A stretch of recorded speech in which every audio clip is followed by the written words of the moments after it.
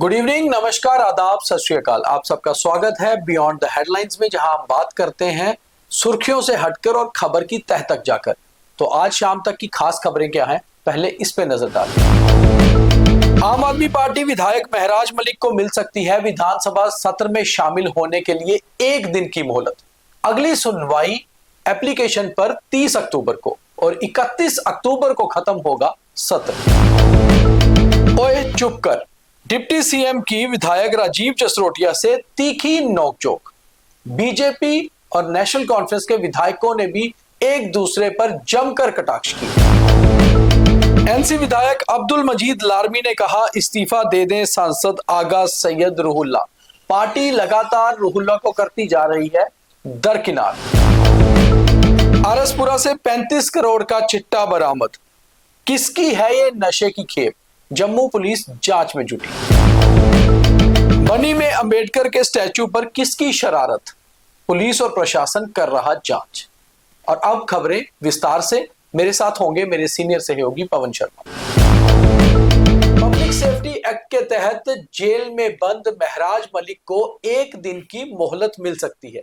और यह मोहलत भी कब मिल सकती है? 31 अक्टूबर को, यानी कि 30 अक्टूबर को उनकी उस एप्लीकेशन पर सुनवाई होगी हाई कोर्ट में, जिसमें उनके वकीलों ने कहा है कि उन्हें असेंबली सेशन में जाने की इजाजत मिले। और अगर 30 अक्टूबर को इजाजत मिलती है तो 30 अक्टूबर को कठुआ जेल से अगर उन्हें एक दिन की मोहलत मिलती है तो वो 30 को ही श्रीनगर पहुंचेंगे और 31 को आखिरी दिन विधानसभा सत्र में शामिल होंगे। अगर महराज मलिक एक दिन की मोहलत उनको मिलती है और शामिल होते हैं तो उनके कुछ बिल्स और उनके कुछ रेजोल्यूशंस भी शायद अडॉप्ट किए गए हों, क्योंकि जब तक बिल्स और रेजोल्यूशन सबमिट किए गए थे तब महराज मलिक जेल में नहीं थे, बाहर थे। तो क्या एक दिन के लिए महराज मलिक को मोहलत मिल सकती है? ये एक बड़ा सवाल है। और कोर्ट ने भी इसके ऊपर ऐसा समय दिया है जबकि वाकई में सबके लिए एक कंफ्यूजन है, क्योंकि 30 अक्टूबर की उनको डेट मिली है उसकी सुनवाई पर। हालांकि उनके पूरे केस की सुनवाई को 7 नवंबर का समय दिया गया है, 7 नवंबर की डेट दी गई है, मगर जो उनकी खास एप्लीकेशन थी असेंबली के लिए उसको 30 का समय मिला है। तो पवन जी, क्या लगता है अगर मिल जाती है मोहलत तो वाकई में वो असेंबली का आखिरी दिन बहुत धमाकेदार हो सकता है कि महराज मलिक को क्या बात रखेंगे? क्या वो अपने पीएसए के खिलाफ खुद ही बात करेंगे असेंबली के अंदर? देखिए, मुझे लगता है कि उनको परमिशन मिल जाएगी, क्योंकि चुने हुए विधायक हैं। भले ही वो पीएसए के तहत बंद हैं, लेकिन लोगों की नुमाइंदगी विधानसभा के भीतर करनी है। बहुत से मुद्दे ऐसे होंगे जो एक दिन के अंदर वो रख पाएंगे और स्पीकर भी शायद उन्हें समय देंगे बोलने के लिए, अगर कोर्ट से परमिशन मिलती है। हम तो कह रहे हैं कि शायद मिल जाएगी, क्योंकि ये जजों के पैनल पे डिपेंड करता है कि जज सब कैसे फैसला लेते हैं। 30 को लेते हैं, 31 को वो फ्लाइट से भी पहुंचेंगे कठुआ से और वहां पर जाएंगे, उसके बाद फिर वापस आएंगे, एक दिन के लिए रुकेंगे। तो एक दिन के भीतर अपने पीएसए के खिलाफ क्या बोलना है, लेकिन हंगामे वाला दिन होगा, क्योंकि आते ही वो हंगामा जरूर करेंगे।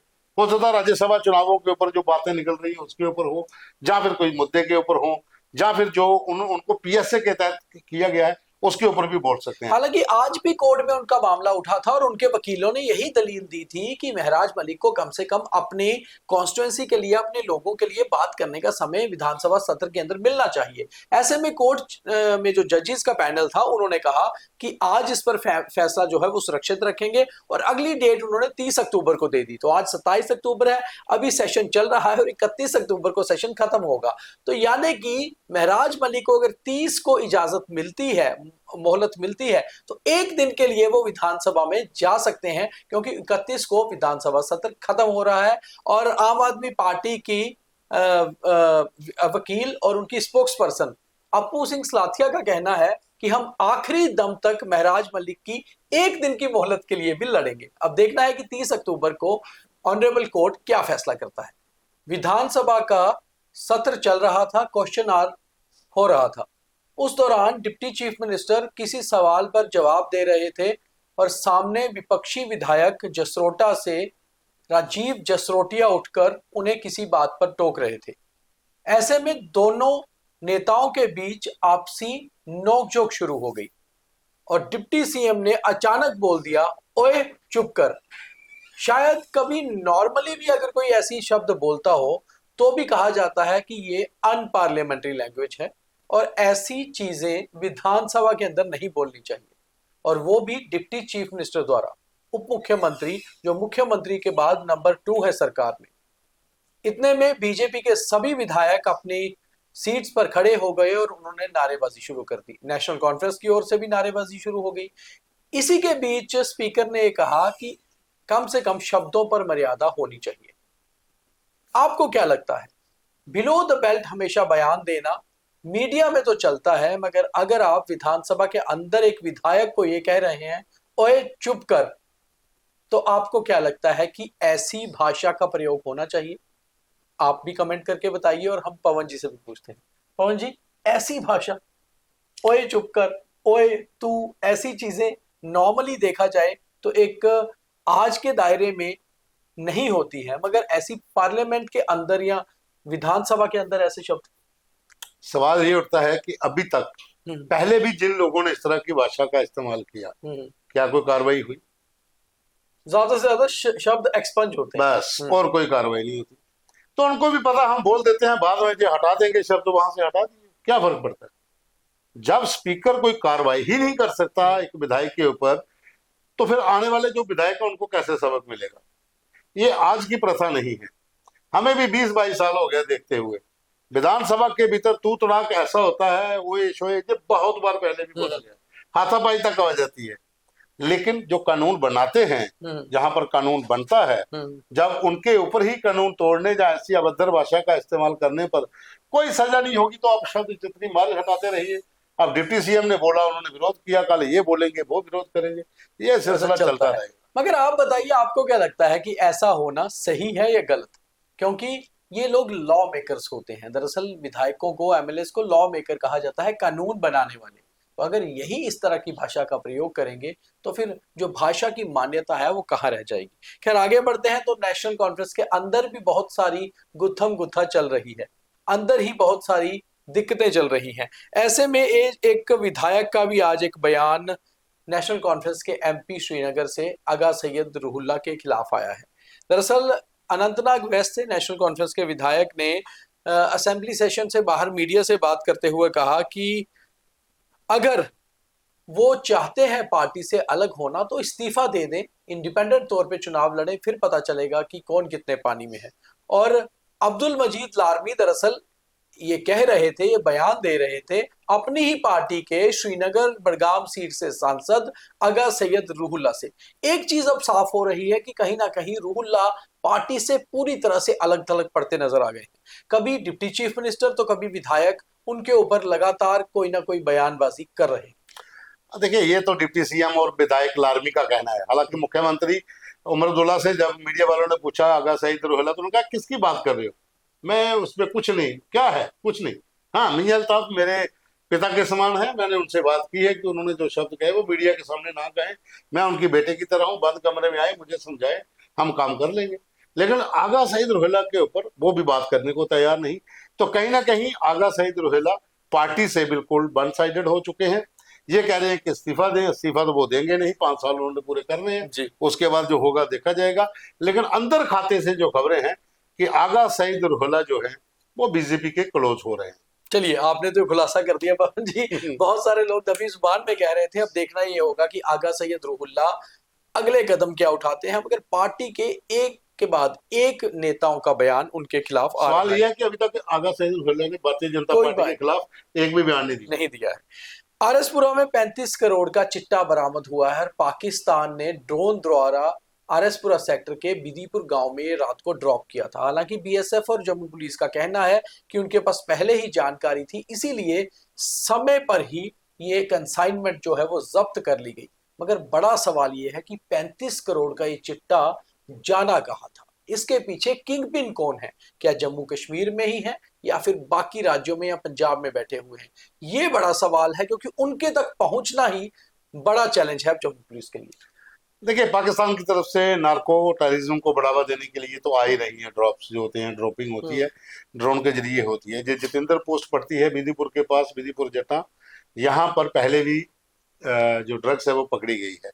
ये बात अलग है कि ये वाली कंसाइनमेंट इनके हाथ लगी, क्योंकि जो ड्रोन रात को जब आया था उसके बाद ही उनकी मूवमेंट ट्रैक हो गई थी और उसके बाद लगातार उसका पीछा किया गया था। लेकिन सवाल खड़ा हो रहा है कि अपने पास इतना मजबूत ग्रिड है बॉर्डर के ऊपर, ड्रोन वापस कैसे जा रहे हैं? 3-4 किस्से हो गए हैं कि ड्रोन ड्रॉप करता है वापस चला जाता है, उसके बाद सर्च होती है तो ड्रग्स बरामद हो गई। और जो OGW है जहां पर जो इनको उठाकर जिन्होंने पहुंचाना था, उनकी निशानदेही अभी तक नहीं हो पा रही कि आइडेंटिफिकेशन कर लें वो कौन लोग हैं, उनके बारे में अभी पता नहीं चल रहा है।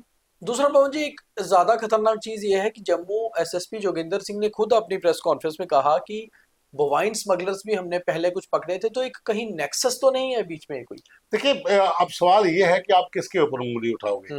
मोबाइल स्मगलर हो या ड्रग्स के स्मगलर्स हो, ये सब एक ही हैं और ये लोग बॉर्डर एरिया में सेटल्ड हैं। गवर्नमेंट लैंड को इंक्रोच किया गया है, शरेआम ड्रग्स का धंधा करते हैं और गुज्जर कम्युनिटी से संबंधित हैं जितने भी लोगों के नाम सामने आते हैं। लेकिन कार्रवाई क्या है? कार्रवाई कुछ नहीं है। वो लोग बाहर घूम रहे हैं, अभी तक पकड़े भी नहीं गए। कुछ लोग जम्मू कश्मीर बाहर बैठे हुए हैं और वहीं से बैठकर धंधा भी चला रहे हैं। तो कहीं ना कहीं साजिशें जो है लगातार रची जा रही हैं। ऐसी ही एक साजिश रची गई बनी के अंदर भी। बनी के नॉर्मल पीसफुल माहौल को खराब करने की कोशिश हुई। बनी में डॉक्टर BR अम्बेडकर के एक स्टैचू को तहस नहस करने की कोशिश हुई, उन्हें नुकसान पहुंचाने की कोशिश हुई। हालांकि नुकसान पहुंचाया भी गया, मगर फिर भी 24 घंटे में प्रशासन और पुलिस ने वापस उसको रिस्टोर किया। मगर वहां भी जानना बहुत जरूरी है कि आखिर इसके पीछे है कौन। देखिए, ये एक लोकल माहौल खराब करने की साजिश है। अब देखिए, कठुआ के भीतर एक गेम चल रही थी ईसाई मिशनरी ने, जुथैना, जुखैल, इन इलाकों में धर्म परिवर्तन के नाम पर वहां पर गाड़ियां लेकर आते थे, लोगों को पैसा देकर गुमराह करते थे और उसके बाद उनको धर्म परिवर्तन कर लेते थे। बहुत सी फैमिलीज हो भी गई, कुछ फैमिलीज बाहर भी आई कि उनके ऊपर पैसों के लिए दबाव डाला गया तो हम नहीं हुए। तो ये कहानी जो थी, अब उससे डाइवर्ट करने के लिए कहीं ऐसा ना हो कि बनी के बीच एक ऐसा माहौल बना दिया गया ताकि लोगों का ध्यान उस साइड चला जाए। अब देखिए, दो समुदाय के बीच में दो जातियों के बीच, समुदाय नहीं, ये दो जातियों के बीच में खलल डालने की कोशिश है और कहीं ना कहीं ऐसे लोग जो हैं वो पकड़े जाने चाहिए। और सबसे बड़ी विडंबना यह है कि उस इलाके में CCTV कैमरा नहीं है जहां पर स्टैचू है पार्क में, तो पैसा पता कैसे लगेगा? अब पुलिस वहां पर जो है, जो उनका लोकल इंटेलिजेंस है, उससे वो पता करे कि आखिर वो कौन लोग थे जो यहाँ पर माहौल को खराब करना चाहते थे। दरअसल इसके पीछे ना एक लंबी साजिशें होती हैं, माहौल पूरे इलाके का खराब किया जाए, जो जातियां हैं इनको आपस में एक दूसरे के विरुद्ध खड़ा किया जाए। और अब थॉट ऑफ द डे, यानी कि आज का ज्ञान। तो आज के ज्ञान में बात भी करते हैं बाबा साहब अम्बेडकर की। दरअसल अम्बेडकर ने एक बहुत सही बात बोली थी पढ़ाई को, एजुकेशन को लेकर। उन्होंने कहा था कि पढ़ाई दरअसल शेरनी का दूध है, जो भी पिएगा वही दहाड़ेगा। क्योंकि जब आप शिक्षित होते हैं और आपको किसी चीज की समझ होती है तो उस पर आप अपनी बात भी रख पाते हैं और साथ ही साथ इंसाफ और जस्टिस की बात भी करते हैं। और जब आपको पता ही कुछ नहीं होता, आपने पढ़ाई की ही नहीं है, तो फिर आपके सामने कोई कुछ भी करता रहे, आपको फर्क ही नहीं पड़ता। इसलिए पढ़ाई लिखाई दरअसल एक इंसान को सही में इंसान बनाती है। इसलिए पढ़िए जरूर और समझिए भी। तो यही था आज का ज्ञान और आज का BTH। कल दोबारा मुलाकात करेंगे, तब तक के लिए बहुत धन्यवाद। जय हिंद।